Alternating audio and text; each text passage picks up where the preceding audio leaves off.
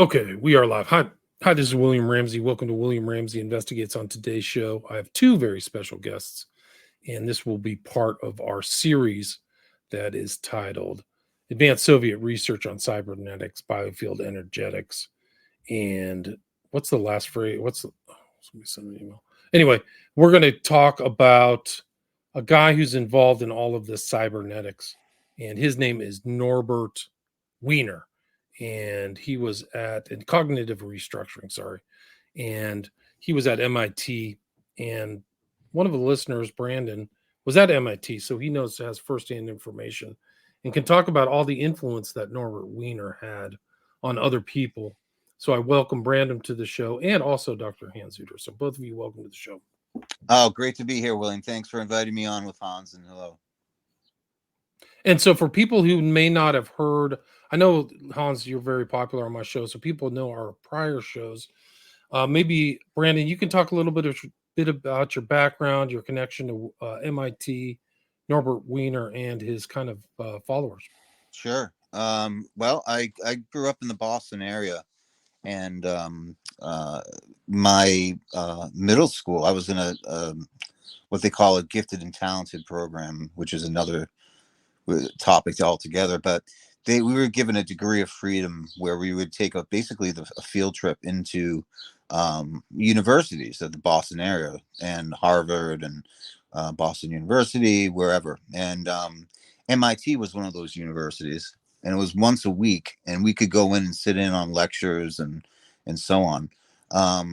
And I happened to sit in on a lecture of a person named Noam Chomsky, who I didn't really know at the time, but treated me as if I had serious questions. And whereas all the other classes were just sort of like, they dismissed me as a child, really, because I was, 12, 13 years old. But I kept on going to these classes and kept up a rapport with Noam Chomsky over the years. Wrote an article with him that was actually published in the Bertrand Russell Society Quarterly, which I can provide for you guys. But it was more tending towards his linguistic work than his politics at that point. But I would just hang out at MIT quite a bit, and there are like these legends at MIT. There are these MIT, like the Hall of Fame of MIT, and you have people like Kurzweil, you have people like Marvin Minsky, and then there was this guy Norbert Wiener, who I just didn't really know who he was at the time, never studied. But his poster, that photo that you're showing right now, would be plastered all over people's office walls and in the hallways and so on and so forth. Jump to in my 20s, I started a graduate program at the Kennedy School of Government, and while I was doing that, I was looking for a place to stay, and a room opened up at this fraternity called TEP, and they had a giant, like $14 million brownstone. The entire thing was theirs. It had something like 40 rooms. So I stayed there for a few months while I was doing my work and research at the Kennedy School. And I found out that a lot of these people, John Updike was the writer I was thinking. There's so many alumni that come from TEP. And I call them the skull and bones of MIT because they are a secret society. A lot of the more powerful technocratic elite come directly from TEP. We're talking people like Ray Kurzweil and, writers like Updike and people like Marvin Minsky and the whole entire MIT Media Lab. These are scientists that are basically charting out the next stages of human evolution and technological evolution. So I started learning about cybernetics back then as it relates to systems of control, because Wiener had such an influence over not just mathematics, which was his primary thing of study, but also over psychology, communication, all aspects of technology, spiritual things. There's a crater named after him on the dark side of the moon. that everybody knows Jack Parsons' creator, but I don't know if everyone knows that Norbert Wiener has a crater named after him. Robert Heinlein, the science sci-fi writer, was highly influenced by Wiener and has a ship named after him in one of his books. And so, and then you have people he directly influenced. I think you were talking about last time, like Gregory Bateson and his wife Margaret Mead, who also developed these cybernetic principles to, let's say, communication psychology, and highly influential. And in fact, a lot of hippies will always put on a bumper sticker that you always see is, by a quote by Margaret Mead that says, never doubt that a small dedicated people can change the world. In fact, it's the only thing that ever has. Actually makes a lot of sense now, because then she's not talking about you little activists, environmental activists. She's talking about the scientific elite and the philosopher kings that will change the world. Anyway, so that's a very basic overview. Right. It is interesting. In the MIT Media Lab, there's connections to Epstein, Minsky, MIT Media Lab. They had Joey Ito. Yep. Yeah. Yep, absolutely. Yep. So a lot of these people are in the news. Epstein's around, but all these other guys, Kurzweil, Chomsky, I think Pinker was MIT too. Is that right? Steven Pinker, who I also met and corresponded with for quite some time. He was a student of Noam Chomsky's for a while as well. And he went over to Harvard eventually because, they paid him a bunch of money essentially to go over there. But he was actually doing linguistics research and in the same department as Noam Chomsky. So. Right. So this guy, Norbert has this guy, Wiener, has so many influences, but what kind of set him apart? Like we were talking in the pre-show about his kind of God and Golem book, not a very long book, 99 pages, but it kind of shows his kind of outlook. He's not exactly coming from a biblical perspective. Do you guys agree with that? Yeah. I'll just do an aside here is that, the cybernetics, it's everything from the counterculture to our current modeling, social system modeling is coming out of cybernetics, even though, of course, cyberspace, right? All this stuff, even the use of binary code. There's so many aspects that tie into that. But so, the Kinsey report and Norbert Wiener's book, which is not exactly, they came out basically at the same time, 1948, and we have cybernetics, or control and communication in the animal and the machine. So, of course, who's the animal? The animal is the regular population, but this was promoted just as the Kinsey report was promoted, right? And then from that, and basically you're looking at irreversible time, standard Newtonian time, chaos theory, computing machines in the central nervous system, cybernetics and psychopathology, information, language, and society, on learning and self-reproducing machines, brain waves, and self-organizing systems. This is 1948, right? We're not talking about the AI time, but this was put out into the mainstream. And then you have like Maxwell Maltz, psycho-cybernetics, you have the whole self-help movement, right? That came about at the same time, using some of the terminology, except for the consideration that, and I'll let maybe Brandon talk about this, you have positive feedback and negative feedback. So positive thinking in the cybernetics, modeling, the construct of cybernetics, positive feedback means you're stuck in a loop, right? The negative feedback is the correcting of the system, right? The negative feedback is actually, we would say, quote unquote, positive. So I think that's important, just as an aside, that the Kinsey report, the cybernetic stuff came out simultaneously. And then, positive feedback, positive thinking. But in the cybernetic system, this positive thinking is creating is like an energy, oscillatory energy field that you're trapped in, basically. And Norbert Wiener, how did he begin? Was guided missile systems, right? So his beginning thing was creating guided missile systems, and governance came from that initial research. So, yeah.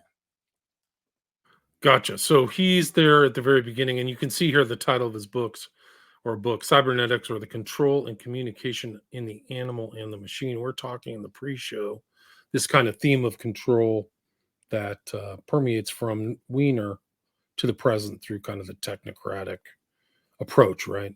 Right. So, Well, notice. I mean, so the animal, and in this sense, also means human being. It means the human being is God and Gollum. So he's saying it directly, right? God and Gollum is that the technocratic elite are God and you're the Gollum, right? In That's this right. case, and it's animal and the machine. In the animal and the machine. So essentially, humanity are there. We are animals to Right. be controlled and to be regulated, and they know best, right? They know best, and in fact, we have within the cybernetic system and or this whole control grid. It's necessary, like the cremation of care ritual at Bohemian Grove, right? To you disassociate, you reduce any feeling of compassion or consideration because these are animals. We are in charge, and this is basically probably 90, I don't know what percentage, 97% of humanity, 95. You have your technocratic functionaries, and but at least 80% of humanity is considered animals that must be governed and regulated in this system. Absolutely. And yeah, you can tell a lot by just their language and how they identify things. Like there's no ethical considerations whatsoever here. Uh, Basically, and this still happens. Like scientists still have to take ethics classes and things like that, but they just keep on doing what they're doing without ethical considerations attached to it. So this is what's going on here. And yeah, he did the guided missile system, which really helped out with the war effort and so on and so forth. But I think what happened after that, because he was basically a pure mathematician, Wiener, was he became entrenched and saw the massive explosion of technology and evolution of technology was going to have and was having in the military industrial complex post World War II, which was huge, and the war economy that drove it. MIT blows up into a giant liberal arts school and technical school. And so Wiener, I think, is really he's speaking for the technocratic elites and the elites that control people. This has always been a problem, for the elites is how do you control your own people? And this is one way of doing it. Now it's coded language. He's applying it, like it says, like, oh, you don't think of animals, you don't think of the golem, you think as people, because I think of people as having individual souls. The soul isn't a consideration here at all, and the void of the soul is what is in consideration here, and what they want to fill that up with is essentially, in my opinion, is demonic evolution. Yeah, and just to stress that this a lot of these elements and even elements that were there is an incorporation of quote unquote magic, right? You find actual quote unquote magic in some of the physics stuff and some of these other things. So there's a lot of different layers or elements that are going on, but this whole process, if you go back the Elizabethan age, you go into the Renaissance, you go into the alchemists, um, and you go into the mechanization, right? The idea that society, Francis Bacon, or Leviathan, Thomas Hobbes, that there's you look at the structure of a clock, and in fact, the automatons, right? They have these huge, animated robotic things that were done. You can look up some of those. They're really amazing, actually, right? It was all done by hand, like watchmakers, but the whole idea was to regulate and control society in this manner, just like the mechanistic control. So it's kind of it's like almost like the universal dream. At the same time, you have there is almost despising or like even death, right? Do you want to be this immortal, disembodied cyborg? Your brain is uploaded into the AI, so you live forever. It's this fundamental. You go back to the Chaldeans or whatever. You look at this idea that no, we are in charge of this world and universe, and even though we maybe have to do all kinds of human sacrifice to get all this energy that we're pulling out, we're in charge, and we're going to decide what's nature and what's man. And in fact, this whole, this Internet of Things, Internet of Bodies, they want to map and model every single living organism into this, not even insects, ants, humans, so this premise, A, it's not new, but B, this provided a much more elegant way to do it. And I'll just throw this out there in a speculative term. Maybe some other forms of technology provided sort of a, whether they're, hidden or things, that have been suppressed, a way to allow these forms of technology to come in under sort of a veil, right? Under the veil of this digital infrastructure system. Um, so really though, this idea of, control, feedback, it is this idea of also, you cannot allow the natural unfolding of life is chaos, right? You want to eliminate that chaos. So you want to create a completely predictable and controlled population in society.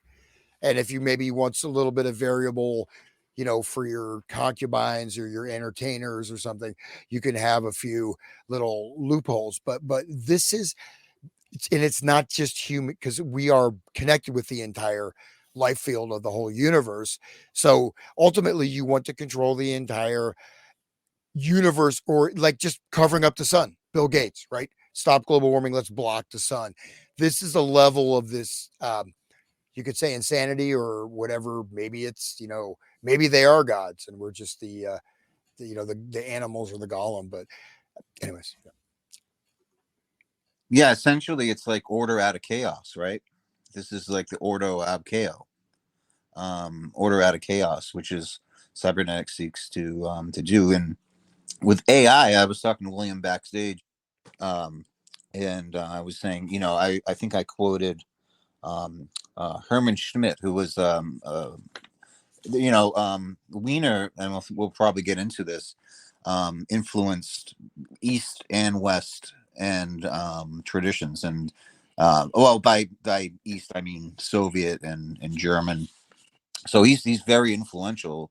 But we might not be familiar with these people, but this Herman Schmidt, he has a great quote when he says, he's talking about cybernetics, and he says, there's the first stage where man essentially has primitive tools like an axe, that determine an exact action. In a second phase, energy is provided, but man still has to control the action by constantly monitoring the state of the machine, as in an automobile, for example. In the third stage, energy and control over that energy is provided, as in airplanes with automatic landing control, for example. Pilot puts on his landing protocol and doesn't have to do the rest. But the fourth stage, now this is sort of like what I think is one of the goals of cybernetics that you have to really look for, because what is the goal of this, right? He says the fourth stage envisioned in which machines would develop to such a stage that they would determine their own goals, be it to the benefit of humanity or not. So that's a really important phrase there, is be it for the benefit of humanity or not. Essentially, he's talking about a Terminator scenario, an AI that is developed and has its own needs and own development. This is what they want to see. So that could, cause massive deaths and starvation and whatever. But, this is the goal. This is the goal. And these technocratic elites would maybe have control. But I don't think they will. I think that's the lie. But it's something to consider.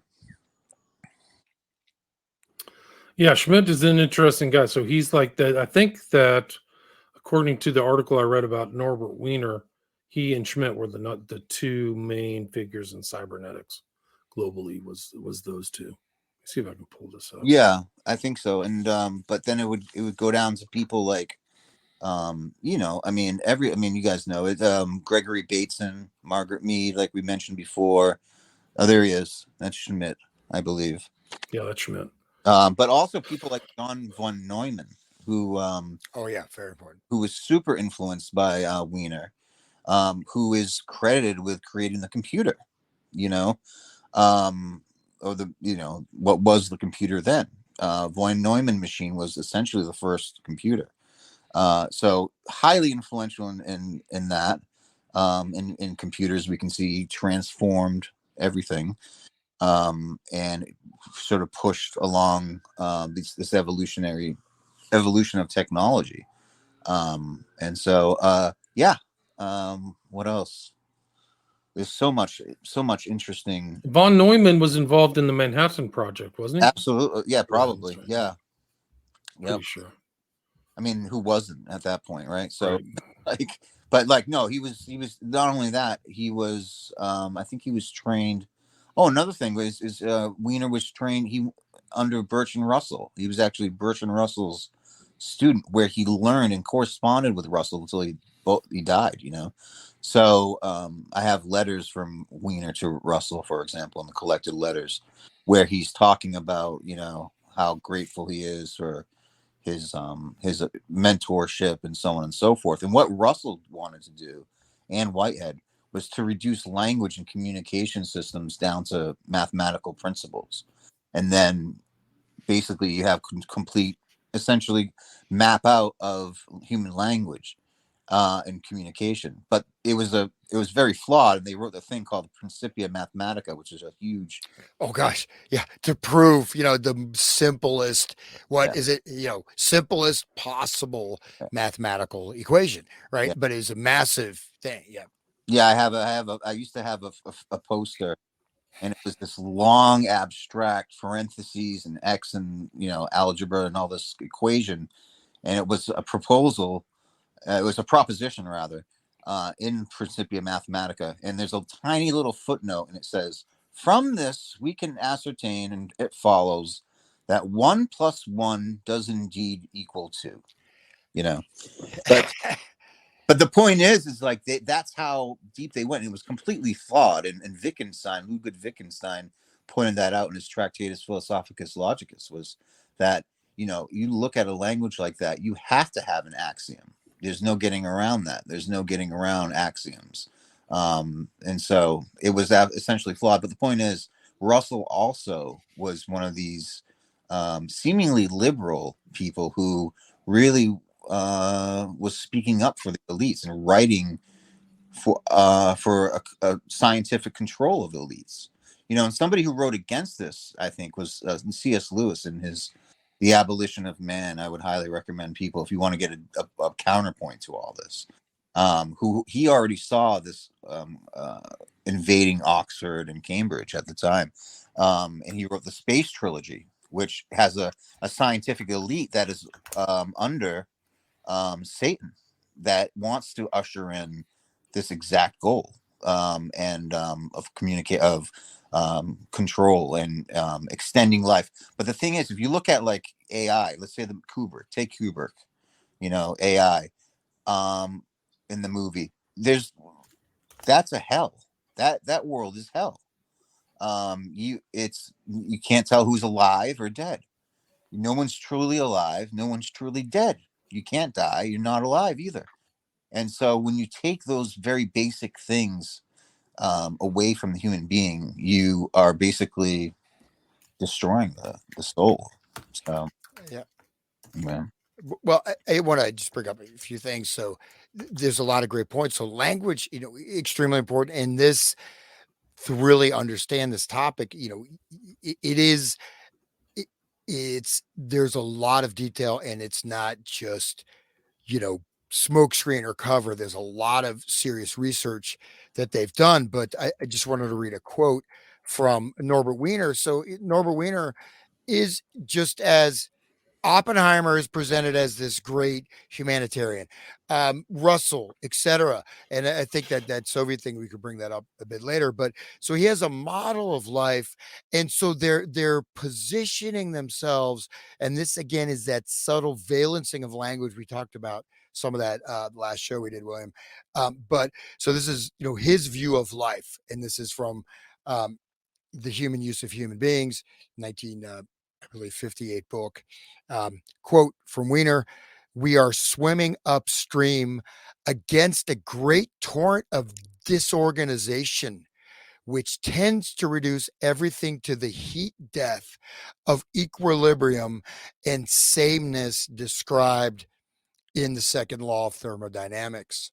What Maxwell, Boltzmann, and Gibbs meant by this heat death in physics has a counterpart in the Ethic of Kierkegaard, who pointed out that we live in a chaotic moral universe. In this, our main obligation is to establish arbitrary enclaves of order and system. These enclaves will not remain there indefinitely by any momentum of their own after we have established them. We are not fighting for a definitive victory in the indefinite future. It is the greatest possible victory to continue to be, and have been.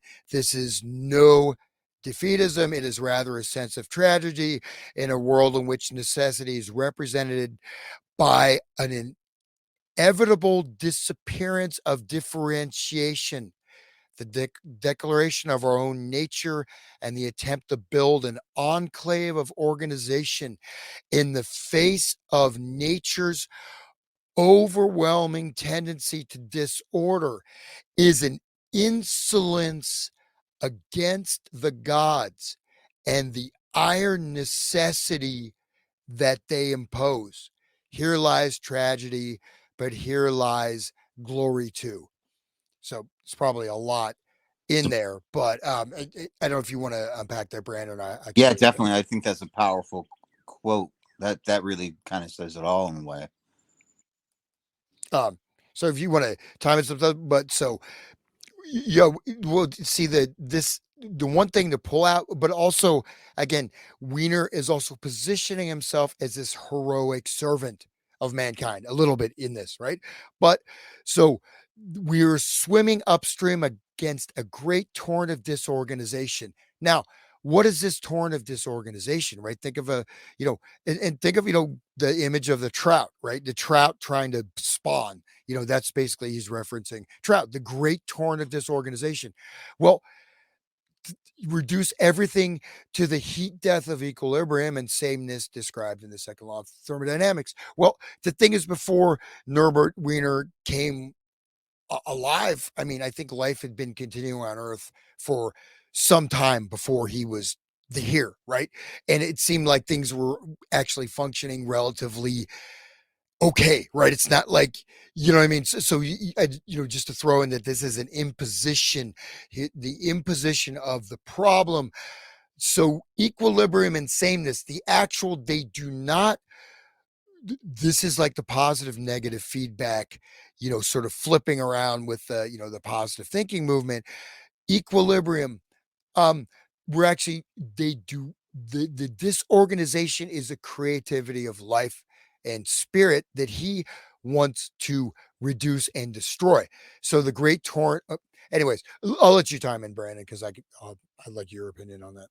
No, Hans, that's brilliant. I was just thinking to myself on a different, maybe a little thread, is uh, this whole idea that to this day, this isn't something of a relic of the past. The continuation of cybernetics is applied today in artificial intelligence and psychology and language and all over the place.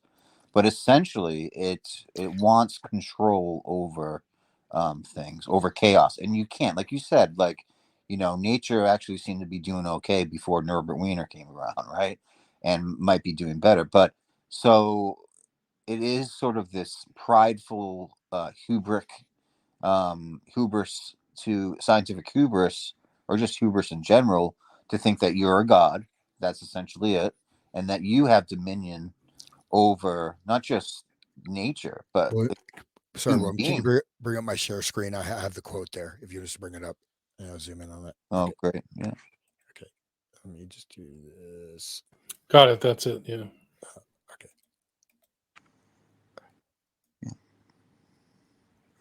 What's that from, Hans? Which book is that from? This is from the Human Use of Human Beings. Gotcha. Yeah, and this is, and I just, sorry about that. Okay, there we are. Come on. Okay, because there's a lot in there, and I know I go through it, but so it's good to look at it.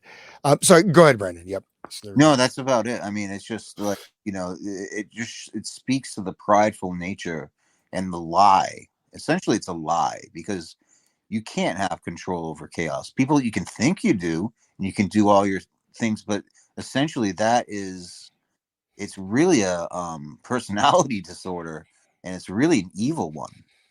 They like to think they're amoral, like morals and ethics has nothing to do with it, but even if you make a choice to not be ethical, that's still a choice, and that's still an ethic. That's still a worldview. That's you're saying you choose not to have a moral.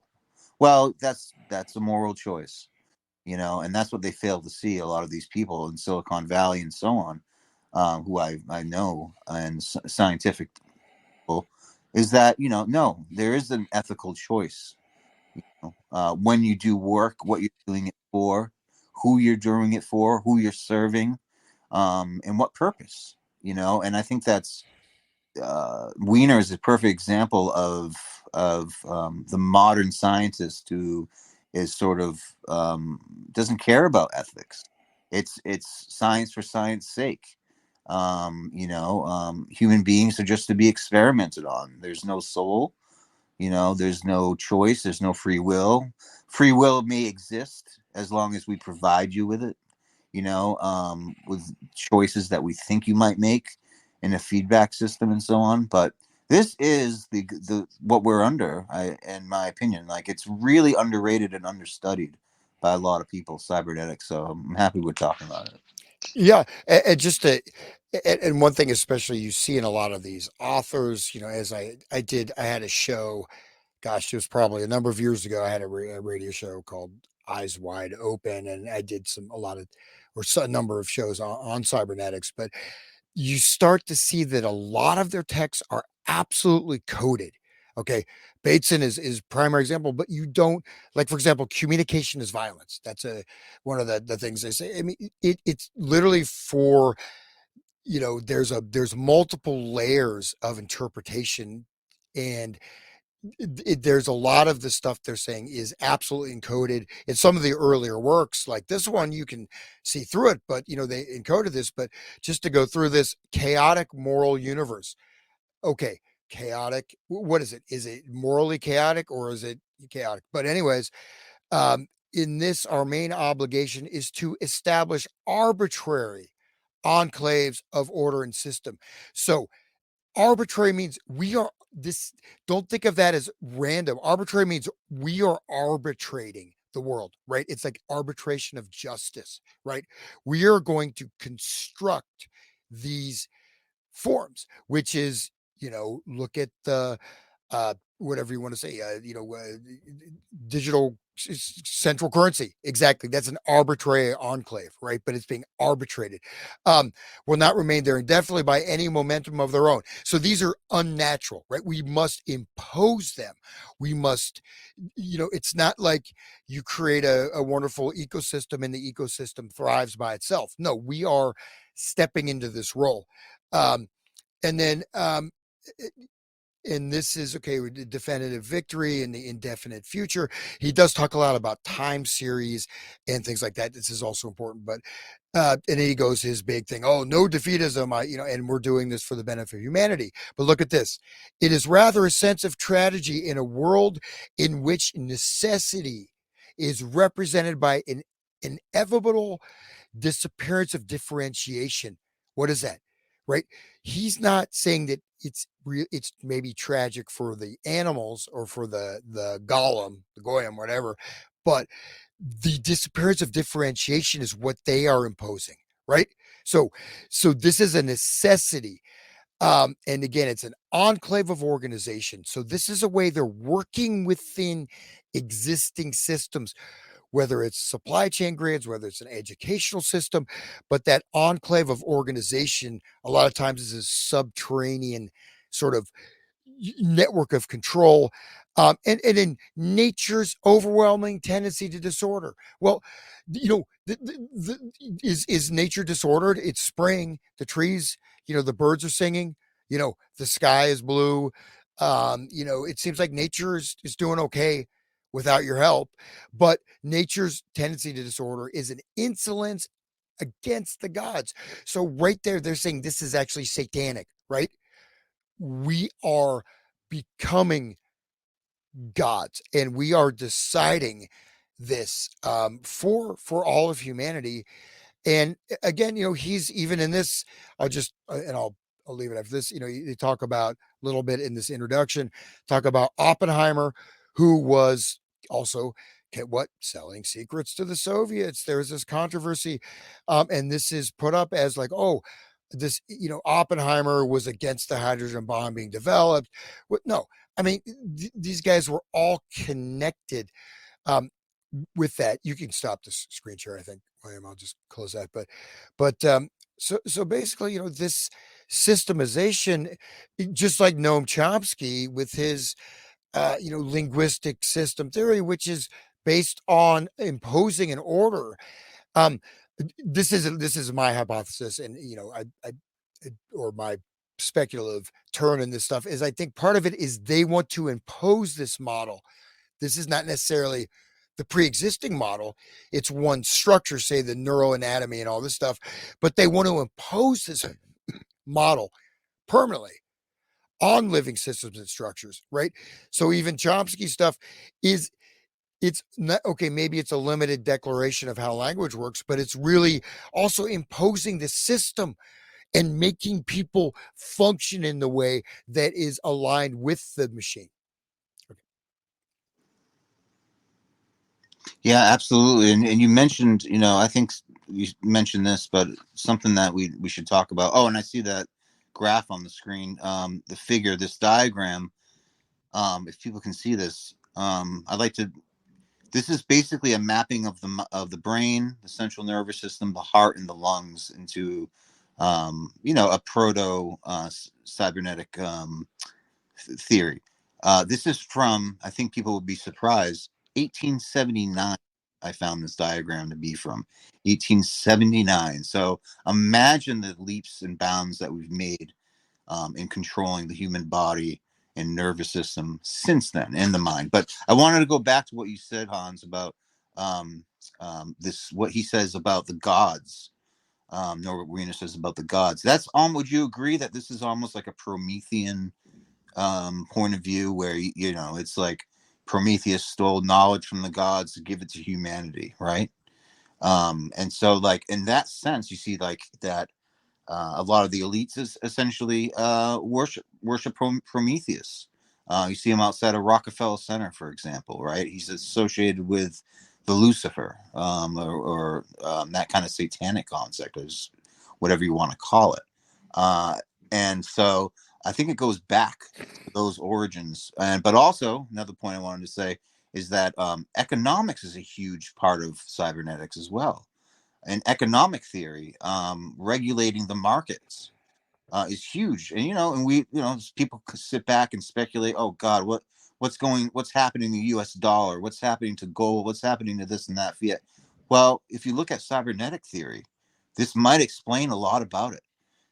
Because a lot of this disaster capitalism is created in the war economy and so on. The war economy is a perfect example of cybernetic because you have complete control over how the tax money gets paid, gets spent essentially. And so, and it keeps it's a feedback system that keeps enriching the inherited wealth of the elites. Maybe if it sprinkles a few Elon Musks here and there, but for the most part, it just keeps on going. This war effort just keeps going, and war is also constant. So it's a war economy. So you can look at cybernetics in those ways as well. Well, Right.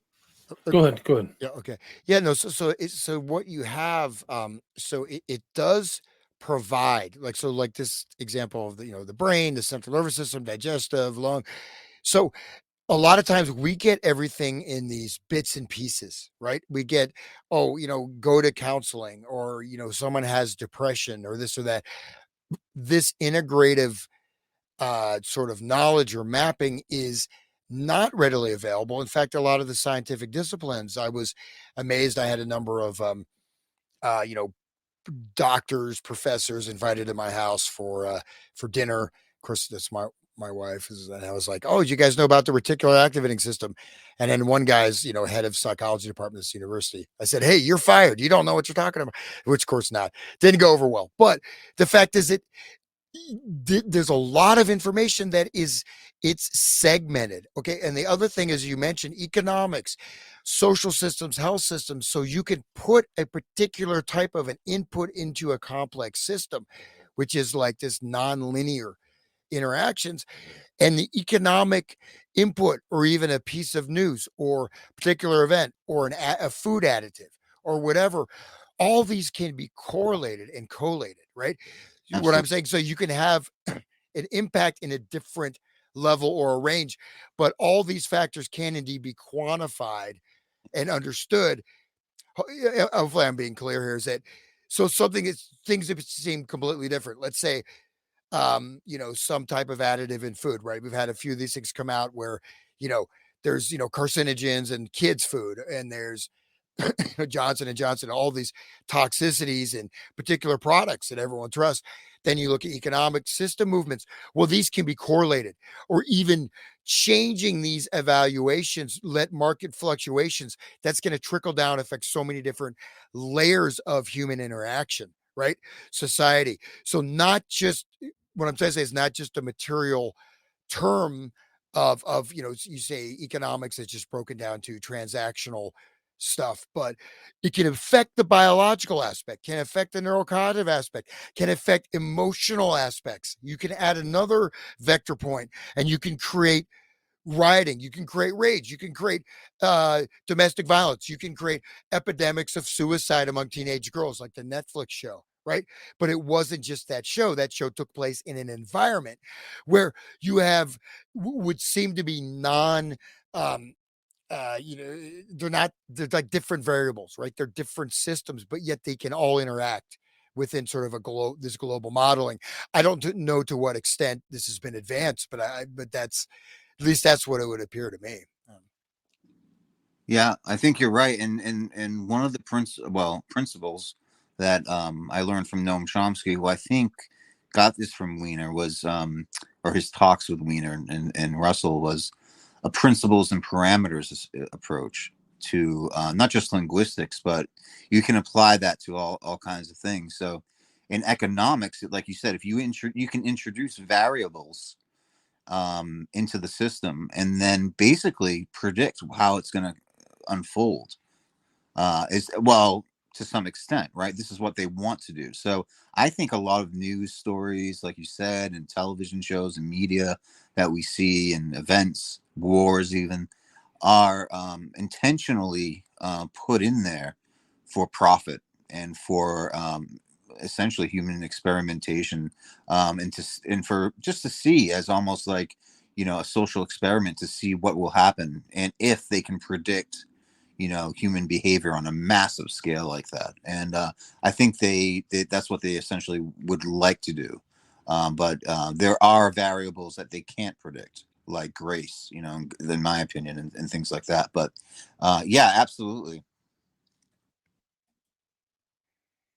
Ah, yeah, oops, yeah, I'm still there. Yeah, and so, anyways, this the modeling, but so game theory, right? And the game theory is actually very, brain frequency, understanding brain waves, understanding this and that. Uh, but so game theory, and you're probably more familiar with that I am, but the game theory, it allows for these types of, you know, different types of variable, things. Of course, you have, behaviorism, you have, And the point is that see, that's the battle they're having, with, with what cannot be controlled, right? You, the sun, you have these things that they are beyond the human, right? So it's but if you say, oh, there's global warming, we have to block the sun. Or we're required to change human biology through mRNA technology, which is really sort of that would you consider that the flowering of cybernetics, right? That would be the sort of the I don't know, the second coming for cybernetics is, you have this, you're able to completely take these dynamic, non-linear, non-equilibrium systems. You have the self-organization, but you're able to direct the ways these systems self-organize. That's how you create enclaves, right? You're directing that self-organization. So No, that's exactly right. It's like, yeah, thank you. It's directing. Um, in fact, it's if you can direct the variables, like let's just say the mujahideen is a variable, right? Or, you know, what if you can direct that by funding it, with a bunch of weapons that against Russia, but, then you have blowback, and you have that with terrorism, against the United States. But what if that was actually directed? So it gets into political aspects, film, entertainment, media, uh, everywhere is cybernetics. And yeah, so you 100% agree. Maybe you can talk about the Macy conferences and how they had a cybernetic seance, Mr. Hans. yeah. um well, that I have a video of that downloaded somewhere, but there's a picture. Well, if I locate it, but there's a picture, and there is, I mean, literally, it is a seance. So they're doing this, occult ritual, they're all there, including Wiener and Mead and Bateson and Minsky and all of them, all like the main people. And so this seance, whatever that was leaked, I mean, it's about 35-minute recording, which again, it's not coming up on any search engine I I use. found it. Let me see. You found it. Okay. Yeah, let So me see if this is it. Let me see if I can okay. pull it up. Does that look like it to you? I'm pretty Yes, sure that's that's Margaret it. That's Mead. it. That's it. Yep. Yep. Yep. That is Please, amazing. Yeah, that's it. Yep. Wow, please look at continue. incredible. Yeah. So um it shows that there is this hidden occultic aspect, right? This hidden alchemical aspect. There is, especially the language, right? You can look at, say, Kabbalistic systems, and all this stuff. So so that's, there's a lot of that in there. So okay, well, I'm glad that that's still there. If you want to maybe Who can spot Norbert Wiener? First one to get the gold star. Second to the left at the There end. you go. Yeah. Yep. Yeah. I think that's him to the right. I think that's Von Neumann right there, who you mentioned earlier, right? Yes. Computer, Los Alamos, Manhattan Project. Incredible. These are just, I mean, these pictures are real. This isn't like Photoshopped, huh? This is No, off the charts. you know, And they're in a circle, so it's deceptive the way it's laid out. So it's really just you're seeing a half circle of both sides, right? Yeah, you're not seeing the other part. Now I wonder if there are 9 people there. could you read? Could you zoom in, because it says everyone there in the picture? If you zoom Yeah, in, let me see if I can get this to come in. There's a video too, but I can read this. This is Cybernetic Seance, just like you said, New York City, 1947. Left to right, Raphael Lorente Dino, neurophysiologist, Margaret Mead, anthropologist, Kurt Lewin, psychologist, Kurt Lewin. Oh my God, that's a very important person. Okay, we're good. Yeah, go ahead. Warren S. McCulloch, psychiatrist, Paul F. Lazarsfeld, sociologist, Uh-huh. Arturo Rosenbluth, physiologist, and Gregory Bateson, anthropologist. Front, missing from view, Molly Harrower, psychologist, Heinrich Kluver, psychologist, Norbert Wiener, which I think is in the next one, mathematician, Lawrence, he's more than a mathematician, Lawrence K. Frank, social scientist, Heinz von Forster, electrical engineer, John von Neumann, mathematician, and Ralph W. Gerard, neurophysiologist. Observers missing from view. Frank Fremont Smith, medical director of the Macy Foundation. Julian Bigelow, computer engineer. Walter Pitts, mathematician. Georgia Evelyn Hutchinson, ecologist. Leonard J. Savage, mathematician. Henry Brosen, psychiatrist. Theodore Schnierle, comparative psychologist. Hans Lucas Teuber, psychologist. Gerhard von Bonin, neuroanatomist. Lawrence S. Kuby, psychiatrist. Filmer Northrop, philosopher. Alex Bevelis, social psychologist. And Donald Marquis, psychologist. So that's all. I think this is it. I'm almost positive that's Norbert Wiener right there on the right. Yeah. So, is there a video attached to that? Yeah, let me see if I can get this to play. So it looks like it's a slightly smaller version, but at least something is there. So yeah, it's an audio recording, so it just has a picture. Let me see if I can download and re-upload that audio recording. Yeah. Let me see if I can do that. That's incredible. I've never actually, I've heard of this, but I've never seen this. And I think this is ground. Thank you. Wow. Yeah, incredible. Do you want to continue, Hans? I'll let Brandon talk. It's fine. Okay. Well, I think like this shows that this is a religion to these people in a way. This is their religion. And you have the circle and the circle. Look at the circle. It's like, it looks like Eyes Wide Shut, the end of Eyes Wide Shut. There you go. Let's see if we can get can you guys hear the audio? Yeah. Either modifications appropriate for search can we then fit not does if measures which examine the process of fusion of processes the exam. Let me just stop real quick. I mean, before you play it. So there's something called dichotic hearing and stuff. So you have like two separate, speeches or words or text going on. So it does particular things to the human brain, to the perception. But this is very, just play it and I'll love you guys' analysis. Go ahead. Okay. Go ahead. Able to prescribe measures in which will either promote or retard such groups homogeneous predict in obtain which conditions the of knowledge this I would like to invite you now to join me in a land where it is not forbidden, rather than where one is encouraged to speak about oneself. What else can one do anyway? Disturbed from looking at things out there to looking at itself arose, I think, from significant advances in neurophysiology and neuropsychiatry. It appeared that one could now dare to ask the question of how the brain works. One could dare to write a theory of the brain. Two, with this knowledge of fusion of processes which obtain in homogeneous.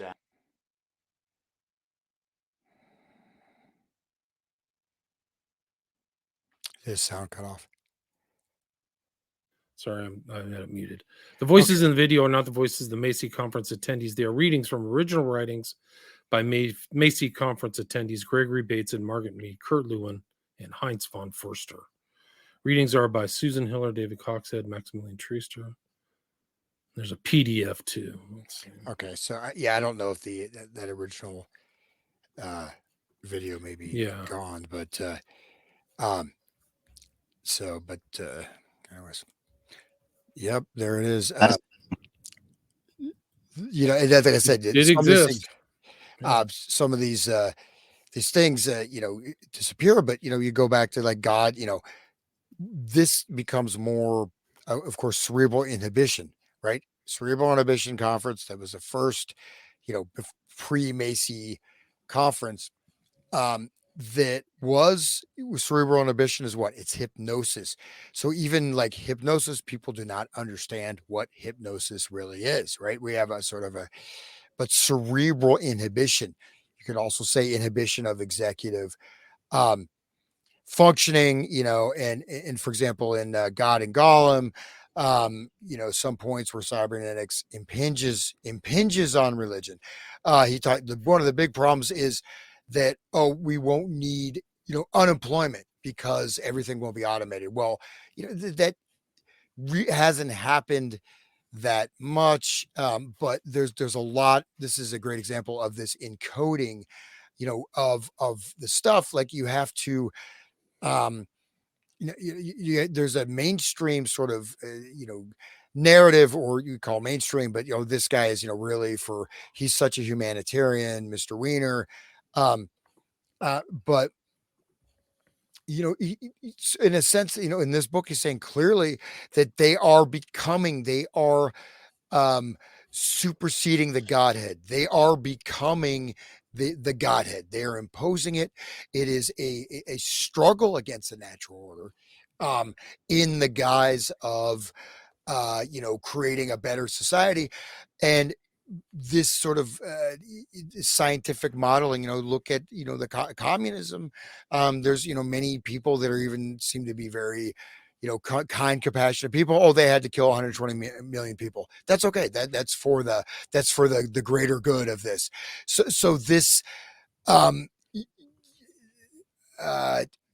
just like, for example, just like from God and Gollum, he says, quote, "Squeamishness is out of place here. It is even a blasphemy, like the bedside manner of the fashionable physician of the last century, with his black frock coat and surgical needles hiding under the silk lapel of his coat." So it also is like what. So I think there's some even more encoding sort of cybernetic language usage. But he's talking about, corpse. He's like, you can't be squeamish. We have to do what needs to be done. And this means killing off 90% of humanity. Well, that's great, because that's what we have to do. And we are, we're, in a sense, we are, ascended, beyond we have become, in a sense, we are now, the programmers of the world. We are now replacing the outmoded nature of God, right? Um, the spirit in which this, another, just a little back from the quote, the spirit in which it is to be undertaken is that of the operating room, not of the ceremonial feast of weeping about a corpse. So you may not be aware, especially like in Russia or in some other countries, they hire professional mourners that come in and just weep, about, a dead corpse. But this is the operating table. This is all of society, everything, life, this is how you can kill however many million people with experimental technologies and absolutely justify it. And there's not even and in fact, if you arrest somebody who says something outside the system. So anyway. Yeah, absolutely. I just would like to make the, when you said corpse, it reminded me, and you look at the title, that's God, Gollum Incorporated. Corporations are also, in a sense, a golem, right? They're also, they're not animate objects, right? They're not like, it's like giving my pen the right for personhood. So corporations have the rights of free speech, of personhoods, everything that a person has through Ford v. Dodge in the Supreme Court, and I can get into that. But that's where under the 18th Amendment, all the Bill of Rights apply to corporations. Okay. So corporations are leviathans, like you said. They're basically supranational states and artificial intelligences. So they're almost like a cybernetic dream at this point, right? So you have the corporations and the corporates. So all of law is even under this premise, that corporations don't die, right? They live forever, essentially. There's no way of killing them. They are just out there, but they have rights, just like you and I have, except they're not actual human beings, right? So Right. But the law calls them a person. It was that court case in the late 19th century that the corporation's considered a person. Yeah, it's crazy. yeah, and not only that, not only what I forget the actual case, but using that case, the Dodge brothers sued Henry Ford, because they said, under that law, a corporation, since we're shareholders in the Ford Corporation, you can't pay your workers $6 a day or whatever. it was scandalous that Henry Ford would pay a lot of money for his manufacturers, and they didn't like that because it cut into their profits, their control. And the Dodge brothers sued, went to the Supreme Court. Supreme Court decided for the Dodge brothers, who ended up making Dodge. But they said, and this is corporate law to this day, and I'm sure William can back me up on this, is that a corporation only has a duty to its shareholders. Okay. And if you violate that, you can be sued. And it's constitutional. This went to the Supreme Court, so it's the law of the land. So this is very scary. This is giving essentially invisible artificial intelligences vast control, and even control that maybe approaching that fourth stage where the machines actually make decisions for themselves regardless of humanity. So Yeah, it's remarkable. And I think one of the guys who wrote that opinion was like a skull and bonesman too. So like it's a way for these people to protect their money, right? A corporation, you don't pass through responsibility, and the corporation just goes bankrupt. You don't get any liability, right? Liability total, 100% liability protection.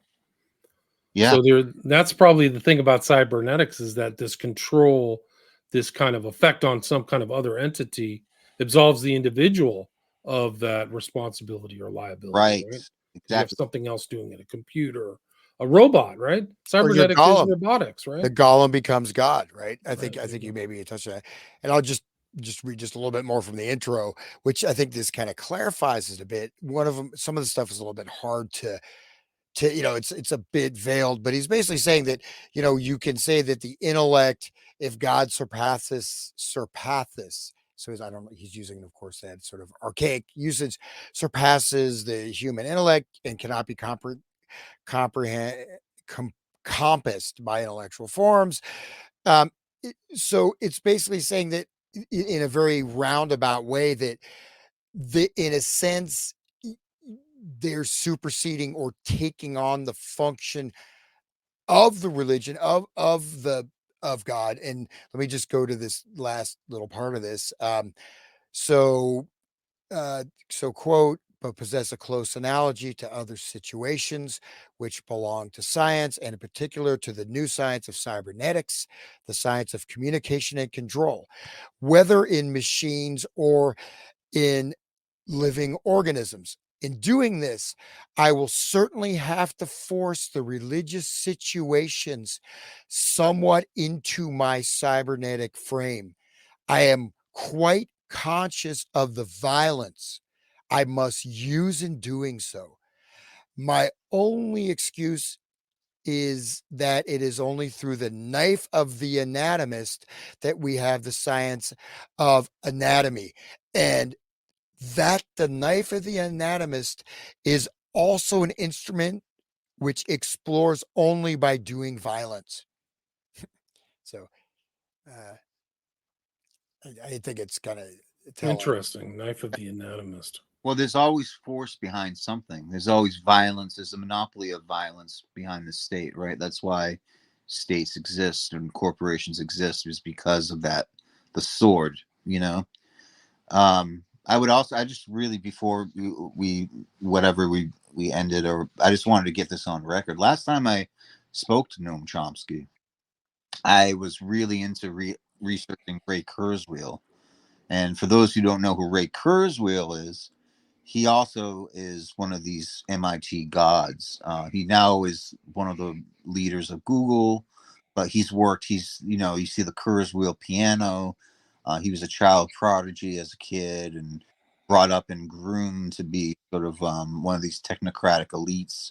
He was just on Joe Rogan for about 3 hours, and it was one of the cringiest interviews to get by, because Rogan is just like, yeah, so how do you do this? And Kurzweil, he's just absent-minded.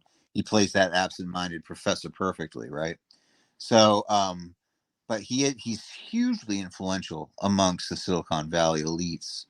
and they follow him, and he predicts that exponential growth and in technology. In fact, he was predicting that the brain would essentially be mapped by today, and he was wrong about that. But there he is, Kurzweil, Ray Kurzweil, very important figure to really dig into. We can do a whole episode on that guy, but he actually went to TEP, the fraternity that I stayed in, and he now is incredibly. So I read his books, and they're very convincing. They go through a huge. They're almost like Norbert Wiener in the sense that they're broad in scope and philosophical. The age of spiritual machines is one of them, and the other one is the singularity is near, which they're about 1,000-page books or whatever. But I read them, and they were I was kind of like, well, skeptical about them. So I asked Noam about Ray Kurzweil, and he's like, he's like, I know Ray. He's like, he's a smart guy, seems interesting to read, but you have to be able to discern science fiction from science fact. And I think that is interesting, is that this is a bit of religion. These people are taking religious leaps. I mean, the impulse of religion is there for the people. They're not agnostic. They are not atheists. Their God is science. Their God is science.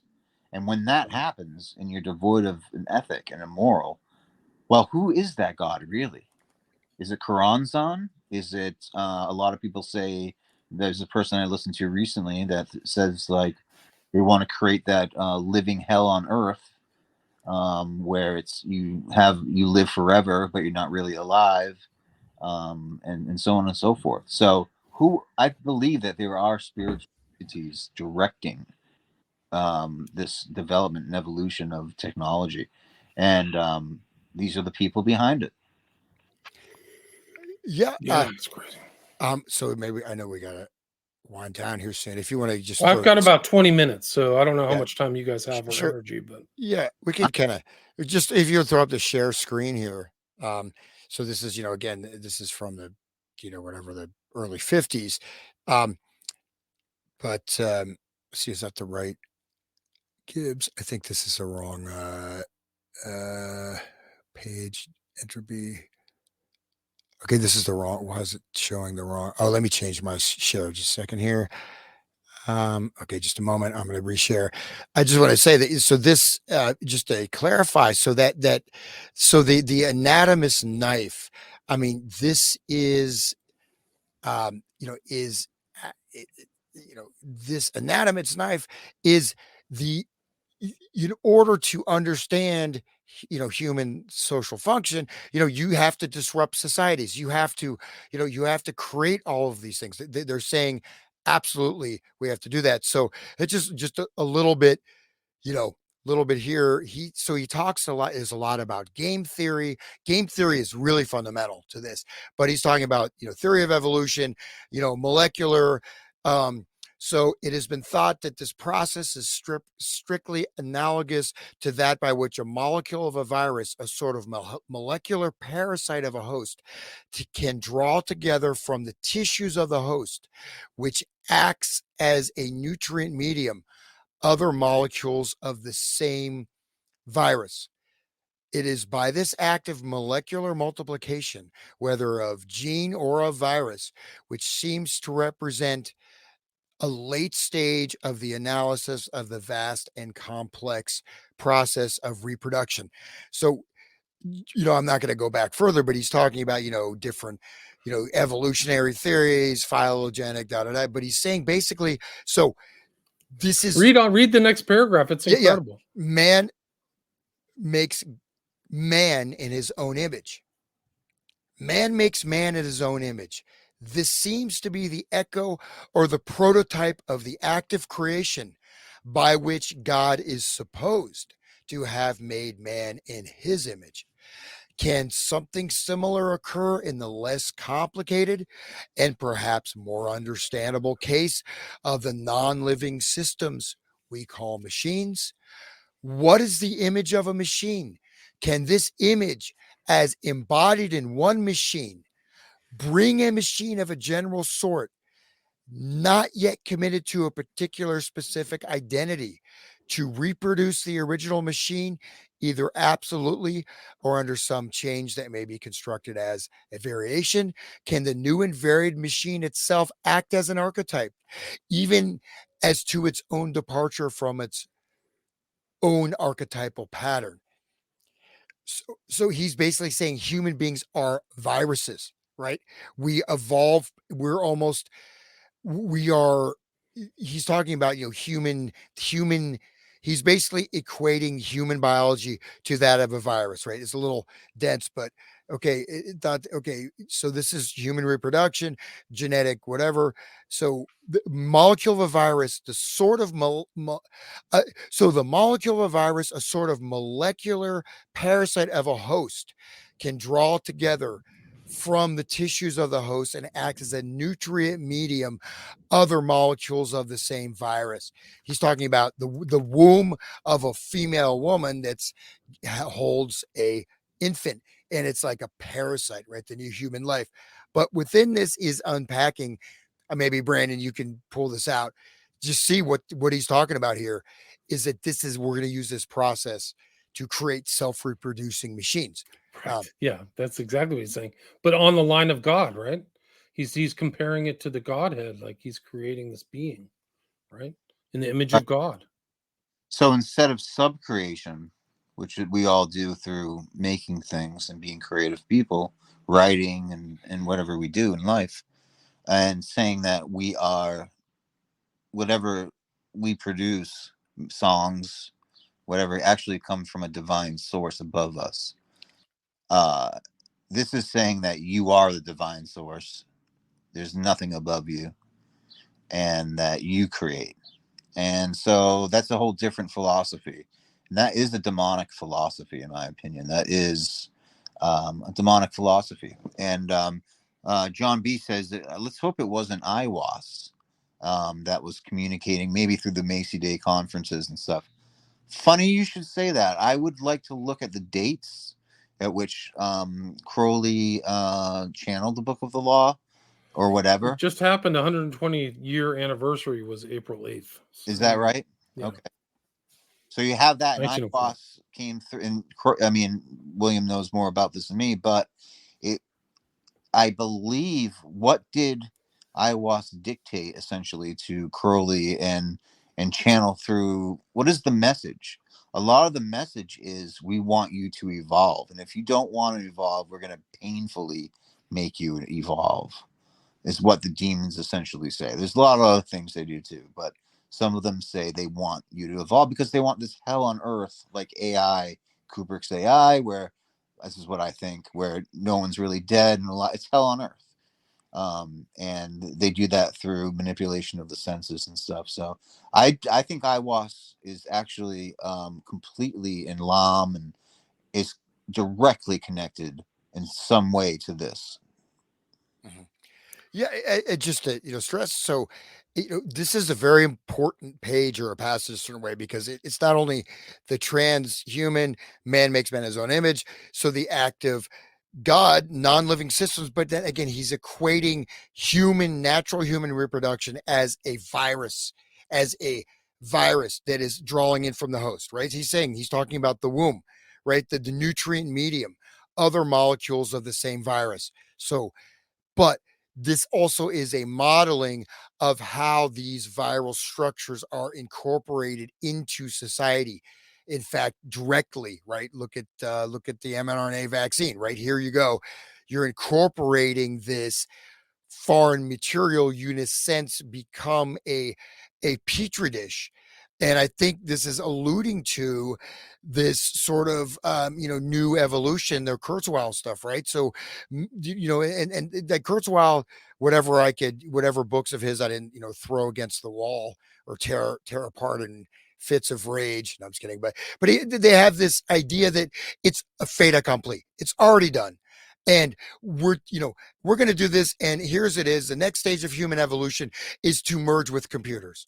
And we are now God. We are now in charge of evolution. But again, you have to see that these viruses and these toxins, the chaos of nature, is living human beings outside the system is actual uncontrolled natural processes, right? You could say the divine order is seen as a toxic process, but you understand these elements, then you can flip it and you become the God man, So you can stop the screen share button. Right. It's like the same thing. It's the old story.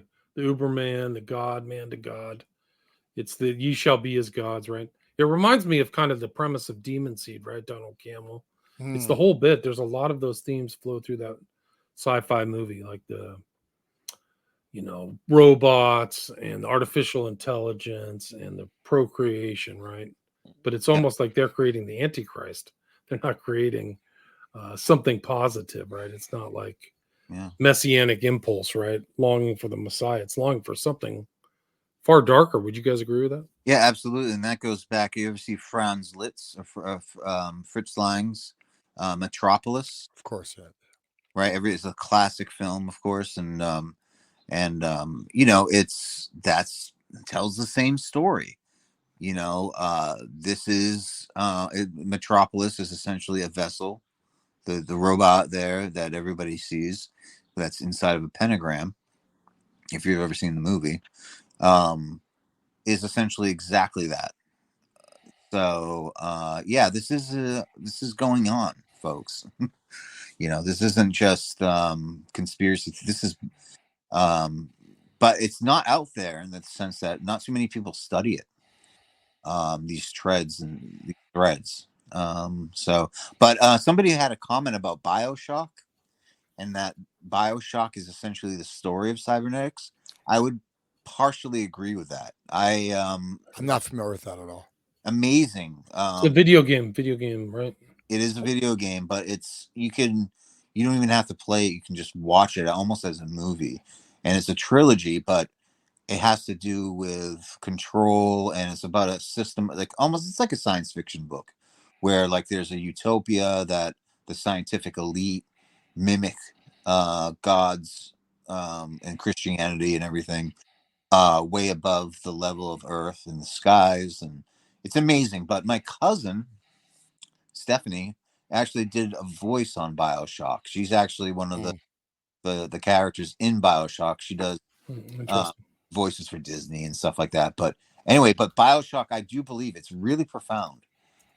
If you stick with it, it's like the founder wanted this utopia.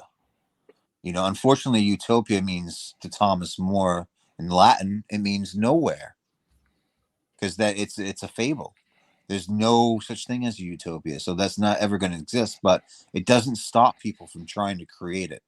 And when you create it, it's basically a tyranny, and this is what that Bioshock, I think, shows. So great comment. Thank you. Yeah, do you guys have any questions for the guest? Anybody want to add anything or any questions before we wrap it up? Yeah, let me just read one last little quote if you want. Yeah, please do. To share. And then Can you bring it back up? I'll put yes, it on the yes, I screen. will do that. Present. Share screen. You don't have to, but people can kind of read along. Yeah, it's good just to have it there. So it's okay. Here we go. And so, I'll just read this one quote. For the idea that God's supposed creation of man and animal, right? So notice he's always putting this supposed, right? So with that, so God's supposed creation of man and the animals, the begetting of living beings according to their kind, and the possible reproduction of machines are all part of the same order of phenomena is emotionally disturbing, right? So it's emotionally disturbing to accept that. Oh, wow. Okay. Anyways, go ahead. Just as Darwin's speculations on evolution and the descent of man were disturbing. If it is an offense against our self-pride to be compared to an ape, we have now got pretty well over it. And it is even a greater offense to be compared to a machine. To each suggestion in its own age, there attaches something of the reprobation that attached in earlier ages to the sin of sorcery. So he's right. Yeah.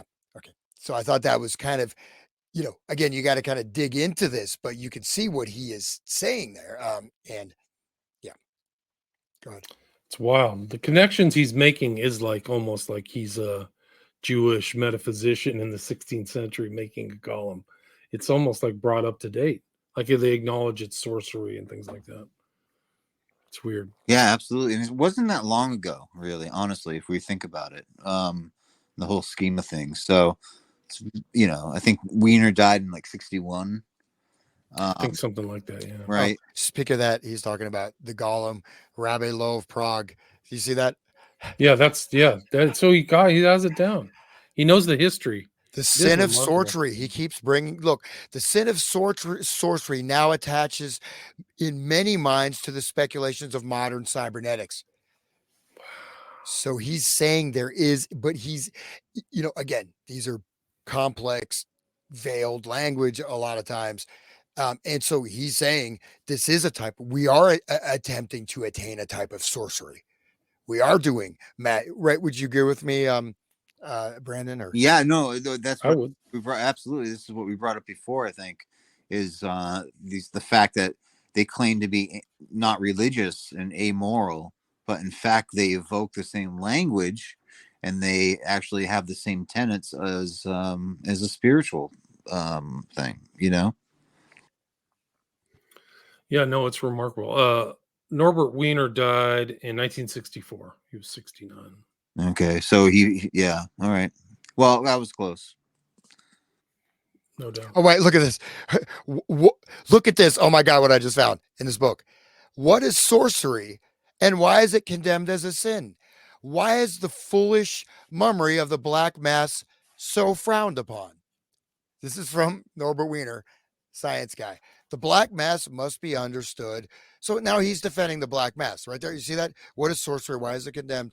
Why is the black mass frowned upon? For others, it is meaningless. So he's now defending the black mass right here in this book.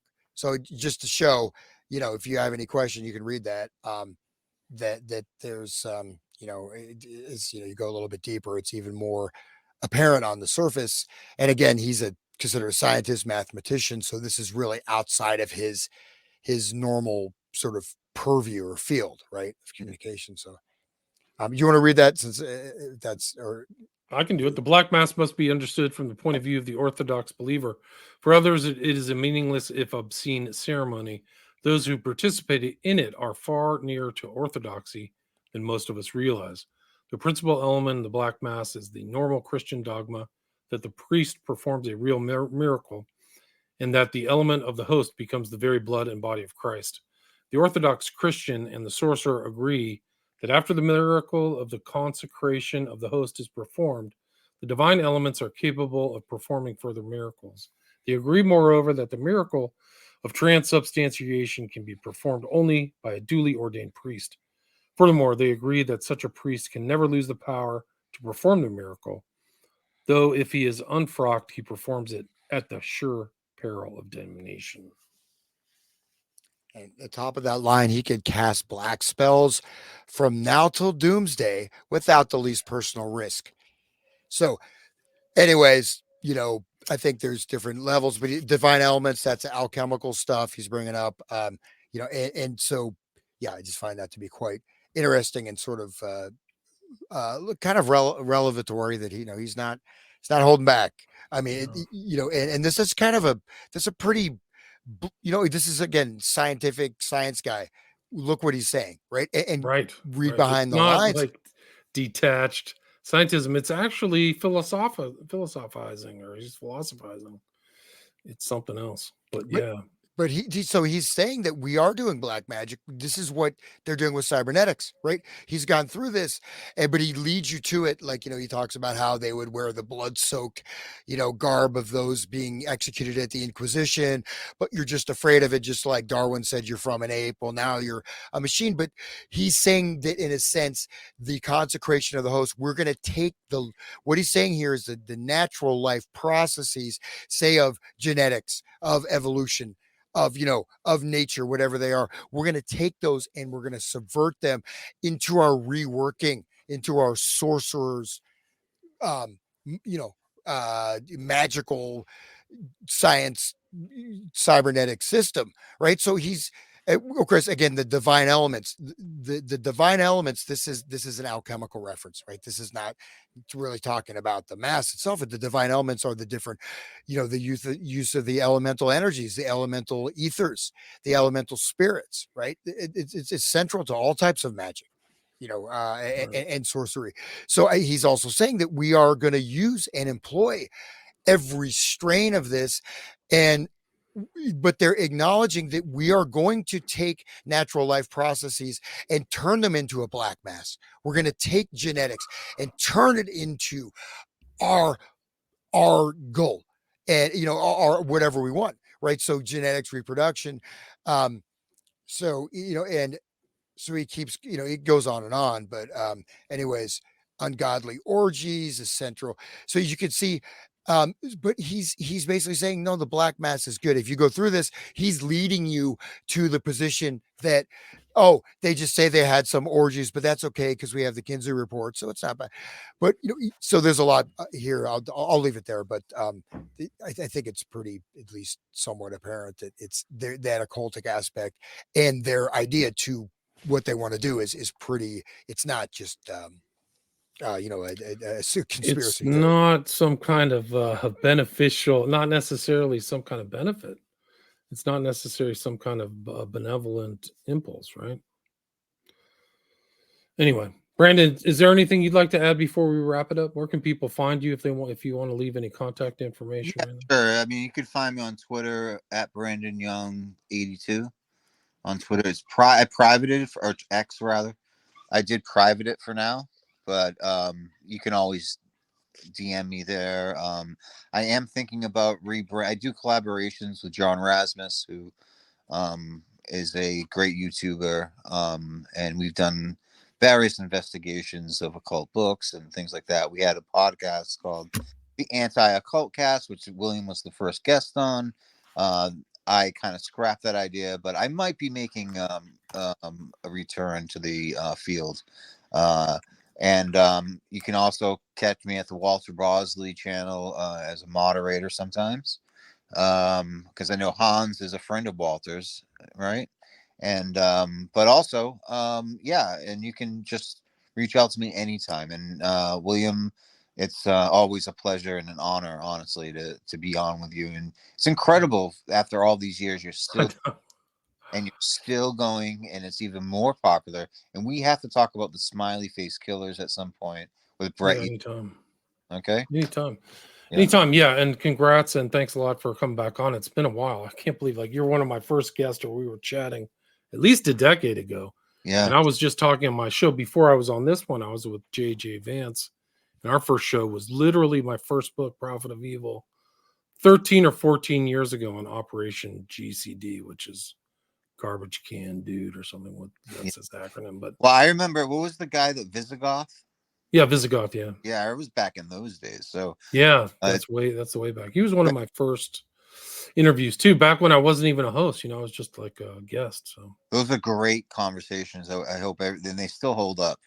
So I think so. I repost a couple every month so people can look through them on my channel. They can also go to and type in the Visigoth archives. There's over 600. Oh wow, really? Yeah, so they can check that out. People are still going back and listening to those. But yeah, there's a lot of information, and it's interesting to see people who've kind of been in the game of the alternate media for a long time. Because if you go back and look at the Visigoth archives, you see some of the names. Unfortunately, some people have passed away, but some of the early kind of guys in the alternate media are on there. So it's kind of interesting to see them. No, it's fantastic to see the ones that haven't faded out or been. Yeah, they're still doing it, and that says something to sanity, in my opinion. And so. It's real. I'm just I aligned with you very early on. I thought that William, this guy's good, and so I'm still happy to rekindle sort of. Yeah, well, let's do another show. Like you mentioned, Kurzweil. Maybe we can do Kurzweil next. Yeah, that would be a interesting show in itself. Yeah, well, even that or Smiley Face Killers with Bret Easton Ellis. I have a lot of exclusive information on that. Well, I would love to talk to you about that because he made a movie called Bret Easton on the Smiley Face Killers, which literally borrowed a the icon that I used for my second documentary, it's the same thing. I don't even think he did any change. I should have sued him. I might, yeah. Well, he's in California. We'll talk off air maybe, but I have direct evidence that he was a fan of yours, and he took that from you, essentially. I am not surprised. Yeah. There's a lot of things, like a lot of my shows have shown up in the major culture. I think Stranger Things was lifted from all my interviews. And I Yeah. don't really mind, but you can see pieces of it. It's all written through there. 11, L, smiley face at the last one. Yeah. I mean, they have to listen to some of my shows. The guys who wrote it or whoever wrote it. It's so much in popular culture, and like it's everywhere. Even if I don't want to see it, it's there. It's everywhere. So. Well, like I started talking about the Order of Nine Angles and portals and like water issue, and then their most recent series is like a portal under the water. It's like the correlation is hard to miss. Hans, where can people find your material? You have a website which looks first rate. Whoever did your website looks great. Can you kind of say where people can find you? hansutter.com, and I've got I am not at this time running my own show. I may get into doing that. I've just had enough stuff going on. I've been able to do that. But yeah, check out my stuff. I've got some books here forthcoming. Stuff that's already published is up there. My CDs should have that up for sale. I also have a ton of musical instruments and stuff. Anyone who wants rare musical instruments, help me clear some space here in my house. But yeah, I'm still kind of doing this. I didn't, it kind of drifted into this whole world, but hey, I guess it's good. And yeah, they're even not to the extent of you, William, but yeah, I've certainly seen occasionally too, like some of the stuff, it shows up. You're like, okay, but see, like even Bret Easton Ellis, right? I don't think what's his, he did that. What was his book, American Psycho? He kind of ran out of gas, right? Yeah, that was less than zero, and he just kind of went down from that. So a lot of these people, they don't really have the creativity, but it's I don't know. It's not big money, but at least maybe there's some sort of moral blessing from doing this. So yeah, I think there's definitely a moral blessing, and it's good. It's just kind of like you're riffing on things that are salient that started way back and are really affecting us, our culture, our society, our sense of ourselves. The sense of man questioning himself, I think, has always been there, but it's in a different way now with all the technology and advancements in knowledge. I think we're really and you see the change of it. If you want to talk bringing transgender and the capacity to change the definition of man when you can't even define a woman, I think it's important to talk about it for our own sanity, just for us three. Yeah. And I really appreciate it. We had like over 200 live listeners on X, so thank you. And you can check this out and all my other interviews with Hans in this series at my podcast, William Ramsey Investigates. Full title is Advanced Soviet Research on Cybernetics, Biofield, Energetics, and Cognitive Restructuring. So this will be number 4 with a focus on Norbert Wiener with Hans and Brandon. So thank you both so much. Really appreciate it. Thanks, William. I appreciate it. Thank you, Hans. Thank you, Brandon. And thank you, William. Appreciate it.